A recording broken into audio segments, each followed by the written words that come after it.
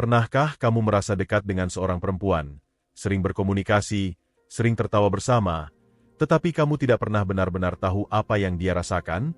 Dia ramah, dia nyaman, namun hatinya seperti pintu yang hanya terbuka sedikit. Banyak pria berpikir perempuan itu rumit, padahal seringkali bukan karena mereka rumit, tetapi karena kamu belum menciptakan ruang yang cukup aman untuk mereka jujur. Di video ini, saya akan membahas cara membuat perempuan terbuka tentang perasaannya tanpa memaksa, tanpa drama, dan tanpa permainan psikologis yang melelahkan. Jika kamu memahami prinsip ini, hubungan apapun yang kamu bangun akan terasa lebih dalam, lebih tulus, dan jauh dari kesalahpahaman. Sekarang, mari kita masuk ke pembahasan utama. Hal pertama yang harus kamu pahami adalah ini. Perempuan tidak terbuka karena didesak, tetapi karena merasa aman. Rasa aman di sini bukan hanya soal kamu tidak menyakiti dia, melainkan apakah dia yakin emosinya tidak akan dihakimi, diremehkan, atau dijadikan bahan lelucon. Banyak pria gagal di titik ini tanpa sadar. Mereka terlalu cepat memberi solusi, terlalu cepat menyimpulkan, atau bahkan terlalu cepat menilai. Coba renungkan sebentar. Ketika seseorang bercerita tentang hal sensitif, apa yang sebenarnya dia cari? Jawabannya hampir selalu sama. Dipahami, bukan diperbaiki. Ini selaras dengan berbagai penelitian dalam bidang psikologi sosial yang menunjukkan bahwa validasi emosi meningkatkan kepercayaan interpersonal secara signifikan. Sebuah riset dari Universitas California menemukan bahwa individu yang merasa emosinya diterima cenderung membuka diri hampir 2 kali lebih cepat dibanding mereka yang sering dikoreksi. Masalahnya, banyak pria diajarkan untuk menjadi pemecah masalah. Begitu perempuan berkata, "Aku capek banget hari ini," respon spontan yang muncul adalah, "Ya sudah, besok istirahat saja." Atau, "Makanya jangan kerja terlalu keras." Niatnya baik, tetapi efeknya sering berlawanan. Dia tidak merasa didengar. Dia merasa kamu ingin percakapan itu cepat selesai. Bayangkan kamu sedang membawa tas berat, lalu seseorang berkata, "Tas itu berat ya," tanpa mencoba merebut tasnya. Anehnya, pengakuan sederhana itu sudah membuat beban terasa lebih ringan. Begitu pula dengan emosi. Karena itu, langkah praktis pertama adalah belajar menahan dorongan untuk memperbaiki. Ganti kebiasaan memberi solusi dengan kebiasaan mengakui perasaan. Daripada berkata, "Sudah, jangan dipikirkan." Coba katakan, "Kelihatannya itu benar-benar melelahkan buat kamu." Perhatikan bedanya. Kalimat kedua membuka ruang dialog. Kalimat pertama menutupnya. Pernahkah kamu berbicara dengan seseorang yang membuat kamu ingin terus bercerita tanpa diminta? Biasanya orang itu tidak banyak memotong pembicaraan. Dia hadir penuh. Dia tidak sibuk dengan ponselnya. Dia tidak terlihat ingin segera menanggapi. Kehadiran seperti ini semakin langka. Data dari laporan penggunaan digital di Indonesia menunjukkan rata-rata orang menghabiskan lebih dari 7 jam sehari di internet. Artinya, perhatian penuh adalah kemewahan emosional di era sekarang. Ketika kamu memberikan perhatian utuh, kamu langsung berada di kelompok kecil orang yang terasa berbeda. Namun kehadiran bukan sekadar diam. Kehadiran adalah keterlibatan. Misalnya, ketika dia berkata, "Aku lagi banyak pikiran." Jangan hanya menjawab, "Oh ya." Itu respons datar. "Oba, mau cerita? Aku dengar." Kalimat ini sederhana, tetapi secara psikologis sangat kuat. Kamu tidak memaksa, tetapi membuka pintu. Hal penting berikutnya adalah ritme. Banyak pria terlalu terburu-buru ingin masuk ke percakapan dalam. Baru beberapa kali bertemu, sudah bertanya tentang trauma masa lalu atau hubungan sebelumnya. Ini bukan kedalaman. Ini tekanan. Keterbukaan emosional itu seperti menuruni tangga, bukan melompat dari lantai 10. Mulailah dari percakapan ringan, lalu perlahan bergerak ke topik yang sedikit lebih personal. Contoh urutan alami. Hari ini paling bikin kamu senang apa? Lalu beberapa hari kemudian. Akhir-akhir ini ada hal yang lagi kamu pikirkan terus tidak? Pertanyaan kedua terasa jauh lebih dalam, tetapi tidak tiba-tiba. Fenomena ini dikenal dalam psikologi sebagai efek keterbukaan bertahap. Hubungan berkembang stabil ketika informasi pribadi dibagikan secara perlahan dan timbal balik. Jika terlalu cepat, Otak akan menganggap situasi itu sebagai ancaman sosial. Sekarang mari kita bahas kesalahan besar berikutnya. Terlalu ingin terlihat mengesankan. Banyak pria berpikir perempuan akan terbuka jika mereka tampak sempurna. Selalu kuat, selalu tahu jawaban, selalu percaya diri. Kenyataannya justru sebaliknya. Kesempurnaan menciptakan jarak. Kerentanan menciptakan kedekatan. Ini bukan berarti kamu harus curhat berlebihan. Namun sesekali menunjukkan sisi manusiawi membuat kamu terasa aman untuk didekati. Misalnya kamu bisa berkata, "Jujur, dulu aku juga pernah merasa tidak cukup baik waktu mulai kerja." Kalimat seperti ini memberi sinyal kuat, di sini tidak harus sempurna.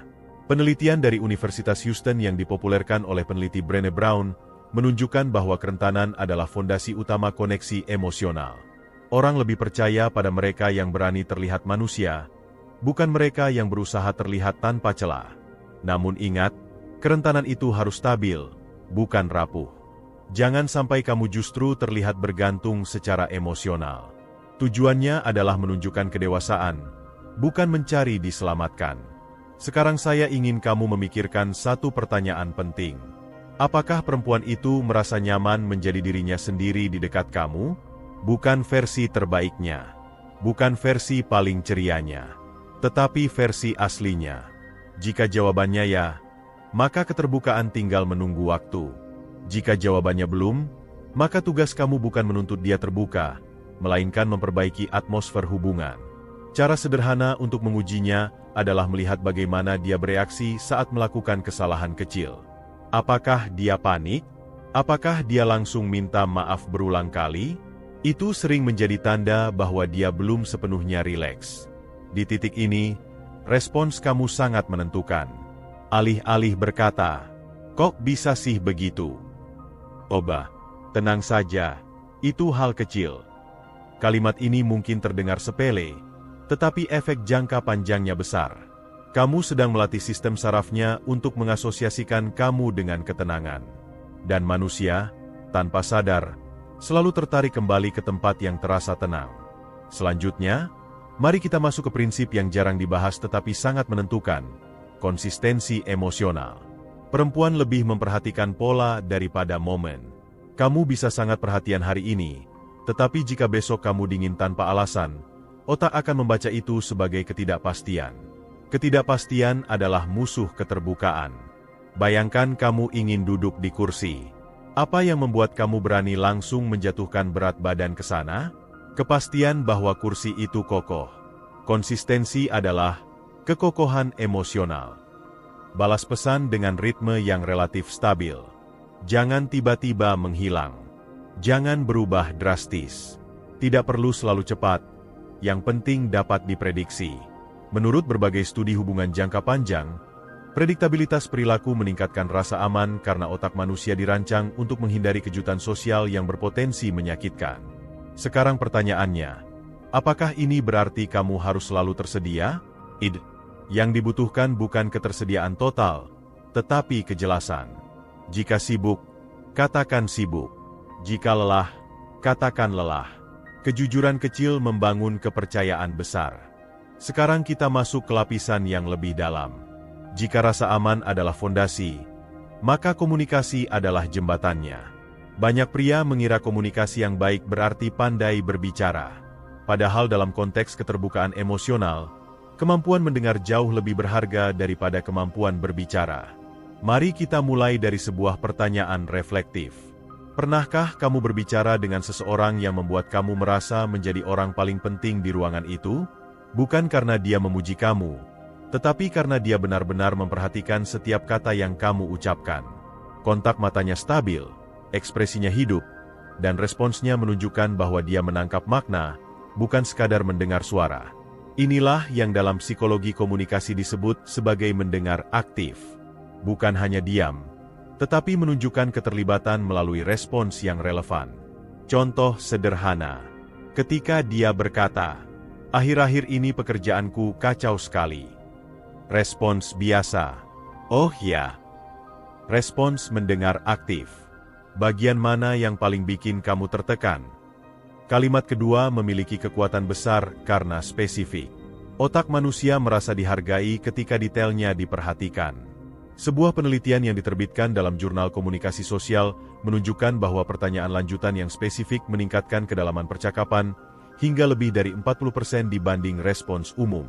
Artinya, kualitas pertanyaan seringkali lebih penting daripada panjang percakapan. Namun ada satu hal yang harus kamu hindari, interogasi emosional. Bertanya itu baik. Membombardir pertanyaan itu melelahkan. Perhatikan ritmenya. Setelah dia menjawab sesuatu yang cukup personal, beri ruang beberapa detik. Jangan langsung menembakkan pertanyaan baru. Keheningan kecil justru sering membuat seseorang menambahkan cerita secara sukarela. Ini menarik.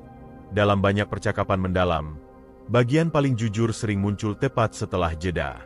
Coba praktikkan ini lain kali. Ketika dia selesai berbicara, cukup angguk pelan atau katakan, "Lalu?"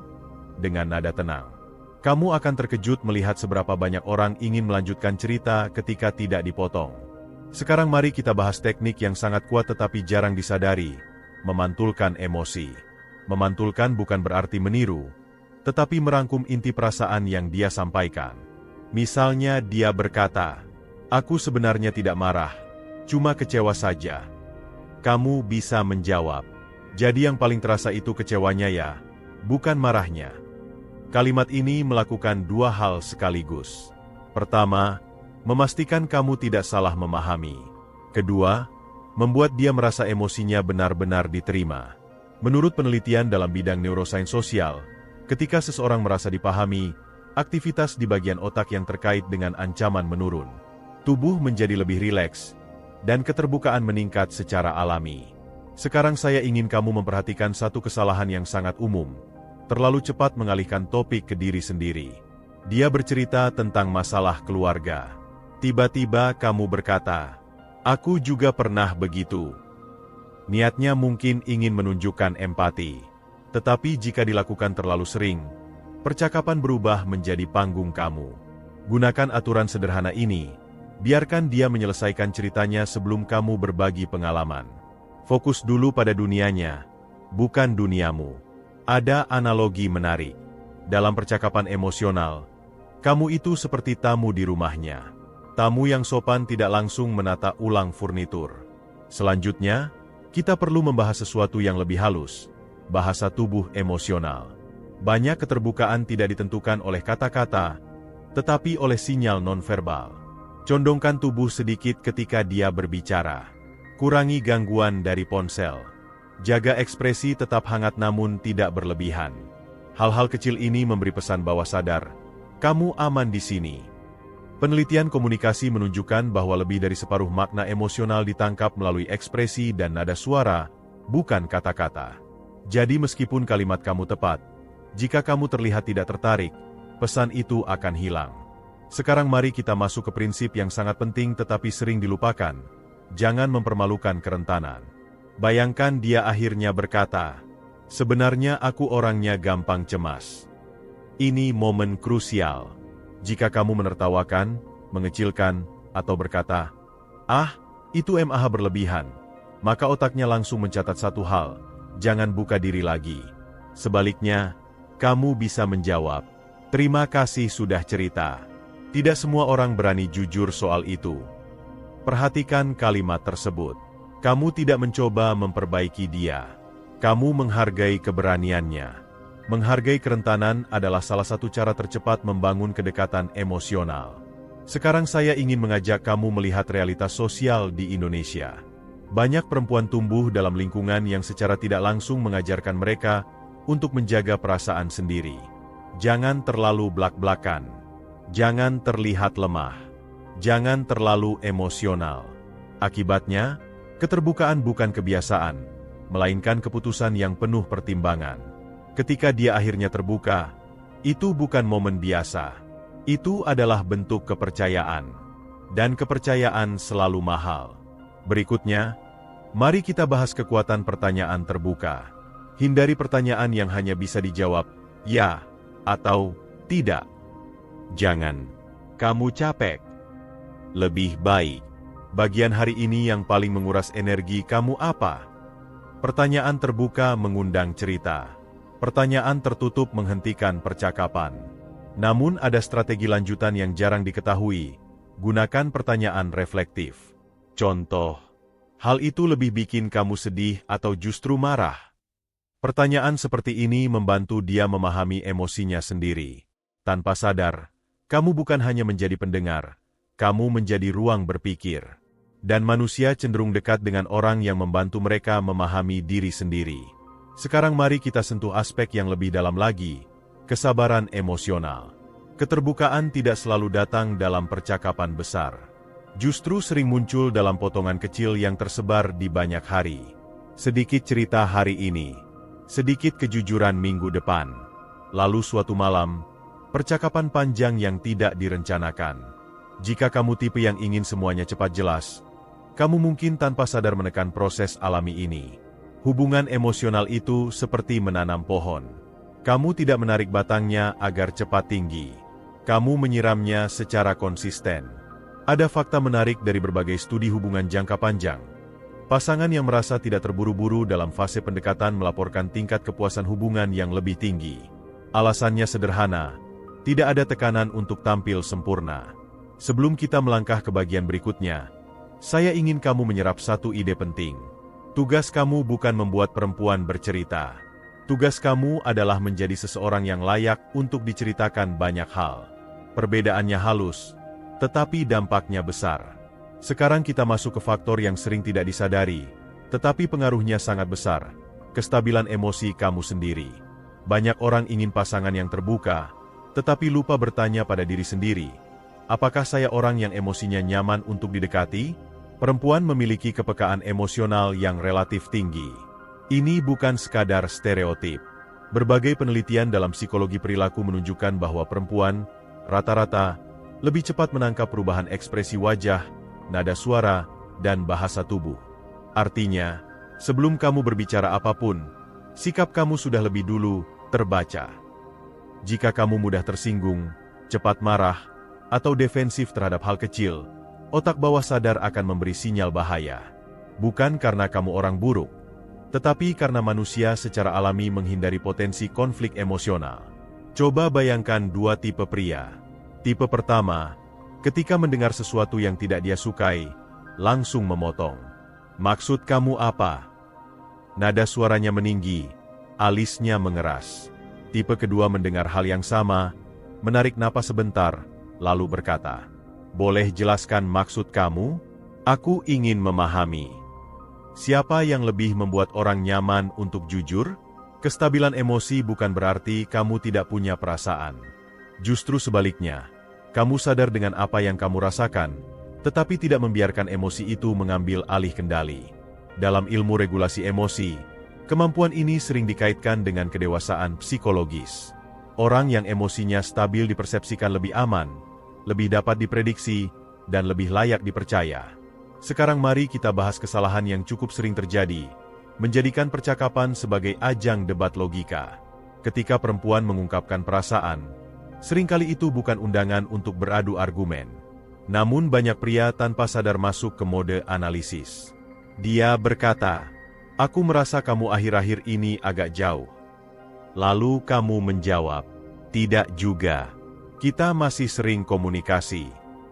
Secara fakta mungkin benar. Tetapi percakapan ini bukan soal data. Ini soal persepsi emosional. Respons yang lebih bijak. "Maaf kalau terasa begitu. Bagian mana yang paling membuat kamu merasa aku menjauh?" Perhatikan perbedaannya. Kamu tidak langsung membela diri. Kamu membuka ruang klarifikasi.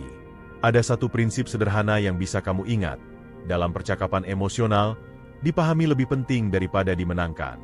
Menang debat bisa memberi kepuasan sesaat. Membuat seseorang merasa dipahami membangun kedekatan jangka panjang. Sekarang saya ingin kamu memikirkan hal ini. Pernahkah kamu berada di dekat seseorang yang emosinya naik turun drastis? Hari ini hangat, besok dingin, lusa sangat perhatian, lalu tiba-tiba menghilang.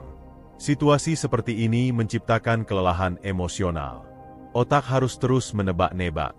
Dan ketika otak sibuk bertahan, keterbukaan menjadi prioritas terakhir. Karena itu, penting bagi kamu untuk memiliki apa yang bisa kita sebut sebagai Temperatur emosional yang stabil. Tidak terlalu dingin, tidak meledak-ledak. Jika ada hal yang mengganggu, sampaikan dengan tenang. Jangan menumpuk emosi lalu meledak. Ledakan emosional sering membuat orang menutup diri dalam waktu lama. Sebuah studi tentang kualitas hubungan menunjukkan bahwa pasangan dengan tingkat reaktivitas emosi rendah memiliki kemungkinan konflik berkepanjangan yang jauh lebih kecil. Lingkungan emosional mereka terasa lebih aman. Selanjutnya, mari kita bahas kekuatan ketegasan yang hangat. Banyak orang salah kaprah mengira bahwa agar perempuan terbuka, kamu harus selalu mengalah dan selalu setuju. Ini keliru. Terlalu mudah setuju justru bisa membuat kamu terlihat tidak memiliki pendirian. Dan anehnya, ketidakjelasan karakter sering mengurangi rasa hormat. Yang dibutuhkan adalah keseimbangan. Kamu punya prinsip, tetapi menyampaikannya tanpa agresi. Misalnya dia berkata sesuatu yang kamu tidak sepenuhnya setujui. Kamu bisa merespons.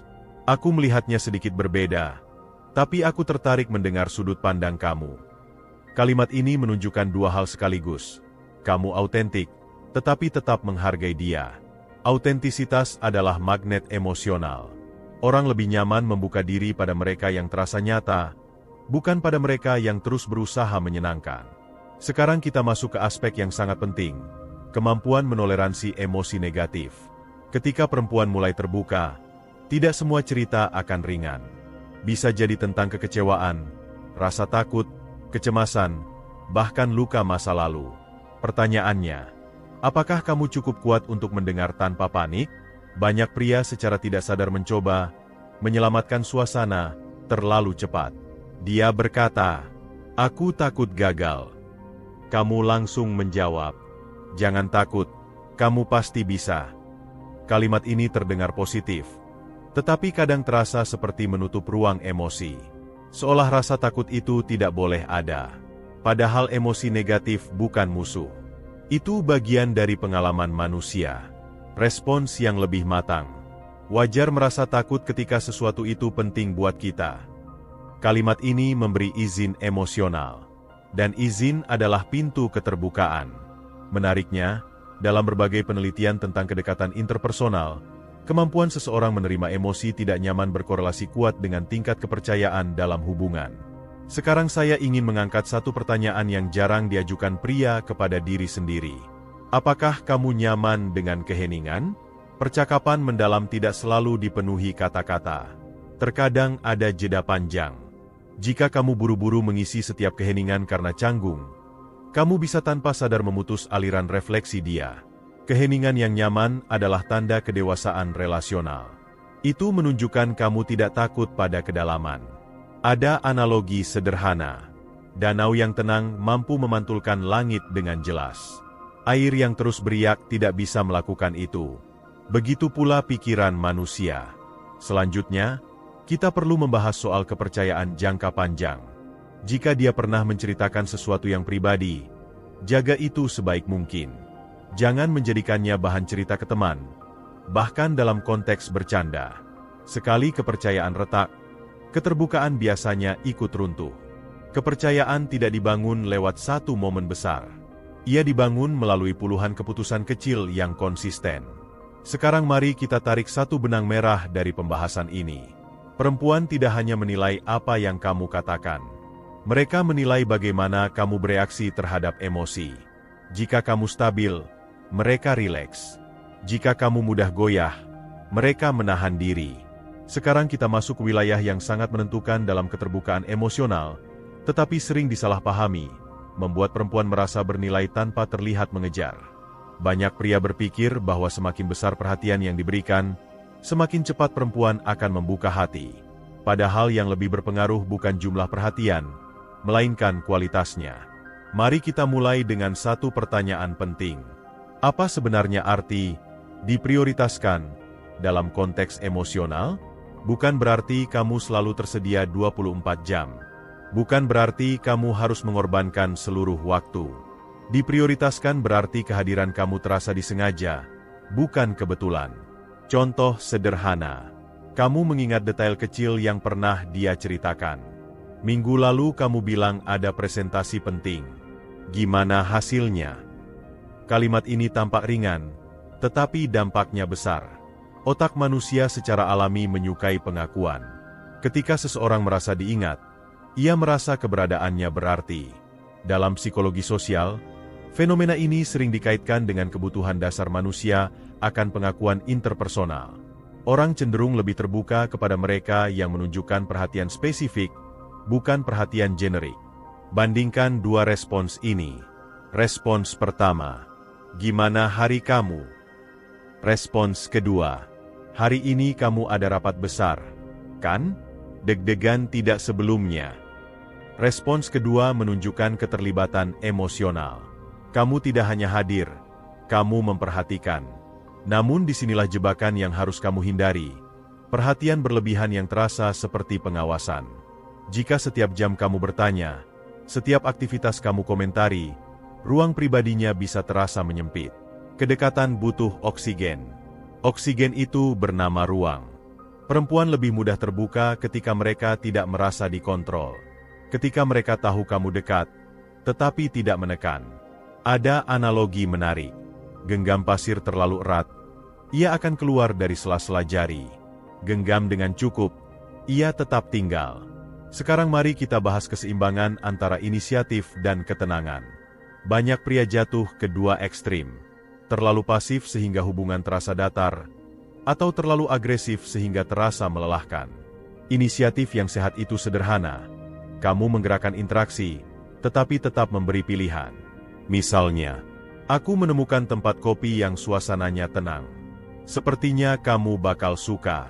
Kalau kamu sedang ingin suasana santai minggu ini, kita bisa ke sana. Perhatikan kalimatnya. Tidak memaksa, tidak mendesak, tetapi mengundang. Undangan emosional seperti ini sering membuat perempuan lebih nyaman. Mereka merasa dihargai sebagai individu yang memiliki kendali. Selanjutnya, ada satu kualitas yang sangat kuat tetapi jarang dibicarakan, yaitu kehadiran yang tidak transaksional. Artinya, kamu tidak bersikap baik hanya ketika ingin sesuatu. Jika perhatian kamu muncul hanya saat ingin mendekat, lalu menghilang ketika situasi stabil, otak akan membaca pola itu sebagai kepentingan, bukan ketulusan. Manusia memiliki radar sosial yang cukup tajam terhadap motif tersembunyi. Ketulusan terlihat dari konsistensi perilaku saat tidak ada imbalan langsung. Sekarang saya ingin kamu merenung sebentar. Apakah kamu menikmati percakapan dengannya? Atau hanya menikmati kemungkinan memilikinya? Pertanyaan ini penting. Karena perempuan biasanya bisa merasakan perbedaan antara dihargai sebagai manusia dan dijadikan tujuan. Ketika dia merasa kamu menikmati keberadaannya, bukan sekadar mengejar status hubungan, tembok emosional perlahan turun. Mari kita masuk ke aspek berikutnya. Validasi tanpa kehilangan objektivitas. Validasi bukan berarti selalu setuju.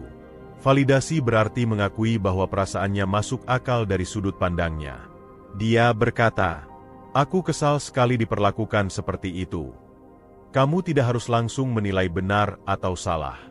Cukup katakan, "Kalau aku di posisi kamu, mungkin aku juga akan merasa tidak nyaman." Kalimat ini membangun jembatan empati. Menariknya, berbagai penelitian tentang dinamika hubungan menunjukkan bahwa pasangan yang merasa divalidasi memiliki tingkat keterbukaan yang jauh lebih tinggi dibanding mereka yang sering dikritik secara emosional. Namun ada satu elemen yang sering terlewat, rasa hormat yang tenang. Bukan hormat yang dibuat-buat, tetapi tercermin dari cara kamu berbicara, bercanda, bahkan berbeda pendapat. Hindari humor yang merendahkan, meskipun dibungkus candaan. Banyak orang tertawa di luar, tetapi menutup diri di dalam. Rasa aman emosional sering rusak bukan oleh konflik besar, melainkan oleh komentar kecil yang berulang.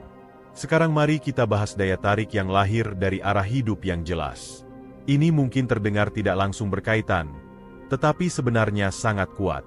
Orang cenderung lebih terbuka kepada mereka yang hidupnya terasa stabil dan memiliki tujuan. Bukan harus sempurna, tetapi terlihat bergerak. Mengapa? Karena arah hidup memberi sinyal keamanan jangka panjang.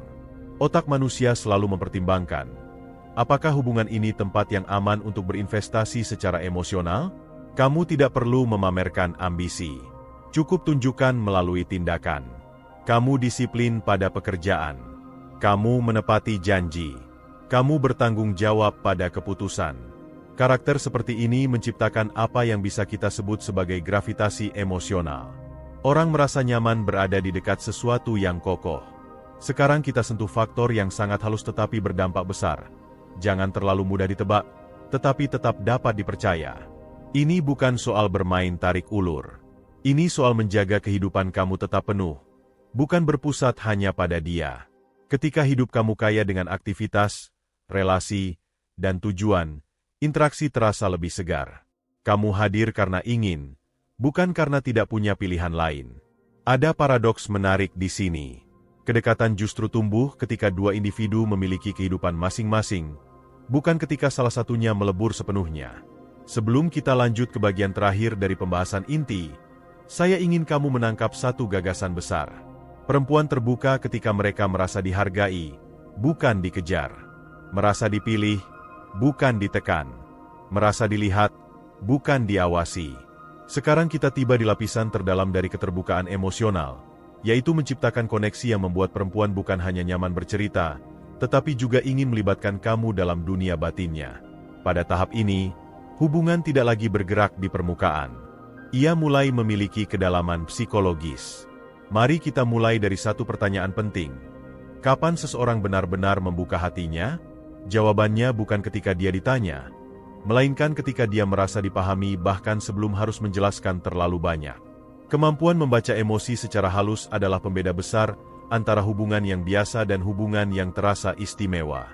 Misalnya kamu melihat energinya berbeda. Biasanya ekspresif. Hari itu lebih pendiam. Banyak pria memilih diam karena takut salah. Padahal observasi yang hangat justru menunjukkan kepedulian. Kamu bisa berkata, hari ini kamu terlihat lebih tenang dari biasanya. Aku mungkin salah, tapi kalau ada yang mengganggu pikiran kamu, aku siap mendengar. Perhatikan struktur kalimat itu. Tidak menghakimi, tidak menuduh, tidak memaksa, hanya membuka pintu. Orang cenderung terbuka kepada mereka yang peka, bukan kepada mereka yang penasaran berlebihan. Selanjutnya, kita perlu memahami satu realitas penting. Keterbukaan sangat dipengaruhi oleh keamanan psikologis jangka panjang. Artinya, bukan hanya bagaimana kamu bersikap hari ini, tetapi apakah pola kamu dalam beberapa bulan terakhir terasa menenangkan. Otak manusia bekerja dengan asosiasi. Jika setiap kali dia jujur kamu merespons dengan hangat, otak akan mengaitkan kejujuran dengan rasa aman. Sebaliknya, satu respons kasar bisa membuat otak mengaitkan kejujuran dengan risiko. Inilah mengapa kedewasaan respons jauh lebih penting daripada kecerdikan kata-kata. Sekarang mari kita bahas kekuatan transparansi. Banyak orang ingin pasangannya terbuka, tetapi dirinya sendiri sulit ditebak. Ingat, keterbukaan hampir selalu bersifat timbal balik. Jika kamu menjaga jarak emosional terlalu rapat, dia pun akan melakukan hal yang sama. Namun transparansi bukan berarti menceritakan semua hal tanpa filter. Transparansi adalah kejelasan niat dan perasaan. Contoh sederhana. Aku menikmati waktu ngobrol sama kamu. Rasanya selalu ringan.